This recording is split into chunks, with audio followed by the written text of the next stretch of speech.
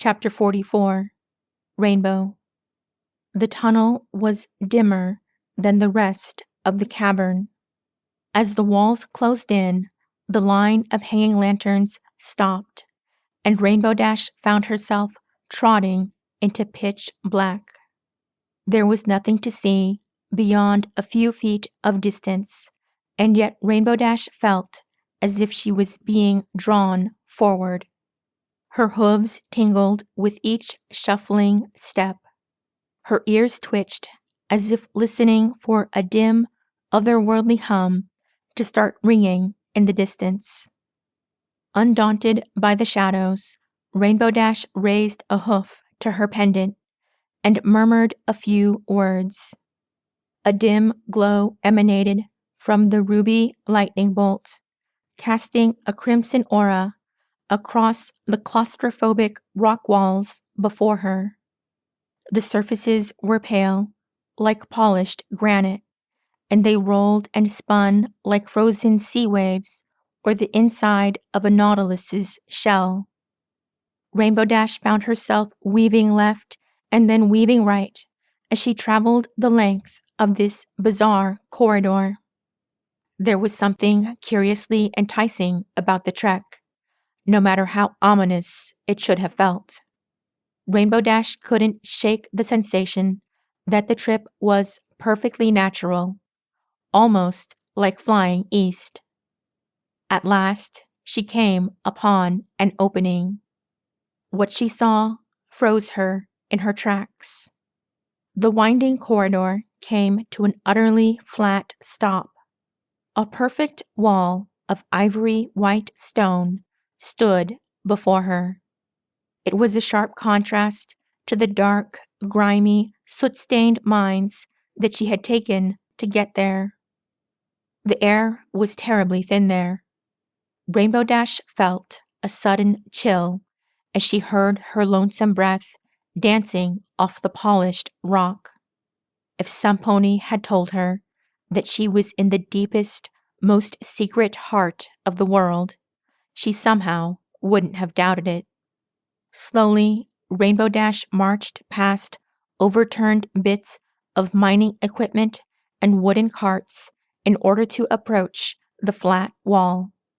A crimson spotlight from her pendant tightened on a stretch of the immaculate barricade. Her eyes swam across the surface.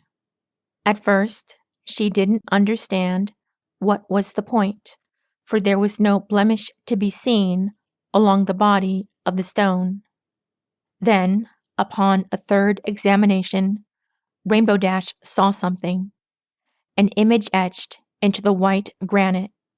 She could have sworn she had scanned that part of the rock already, and yet there before her hung an emblem as plain as day. It was a very simplistic formation, illustrated seemingly in two parts. The left side was an omega symbol. The right side was a circle that was partially transposed over the left image. Howbeit, bordering the circle to the right of where it intersected the left symbol was a sporadic series of squiggly lines.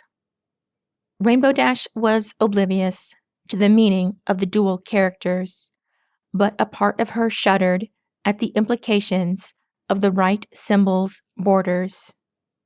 "Are those solar bands?" she murmured aloud. Never would Rainbow Dash have predicted that she would be so enthralled by such seemingly random lines.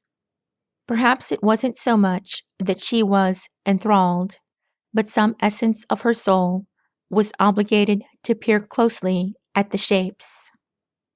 As a matter of fact, the longer she looked at the character on the left, the less it started looking like an omega symbol, and the more it started resembling a hoofprint. Without realizing it, her left forelimb was rising up to that particular spot of the polished stone. The closer it got, a bright pulse of ruby light emanated from her pendant, and she could have sworn she saw a hint of lavender color to the edge of her peripheral vision. Gasping, Rainbow Dash stumbled back. She felt her heart beating, as if coming down from the crest of performing a sonic rainboom. There were very few moments in her life when Rainbow Dash could count, having been legitimately frightened by something. And ever since her journey east, she had counted fear as the most frivolous emotion of all. And yet she couldn't contain her thunderous pulse just then. A shiver ran through her body, and she was gazing too hard at the pale wall to even register the aura of lamplight coming up from behind. "It's quite fascinating, isn't it?" an elder voice said. Rainbow Dash spun around.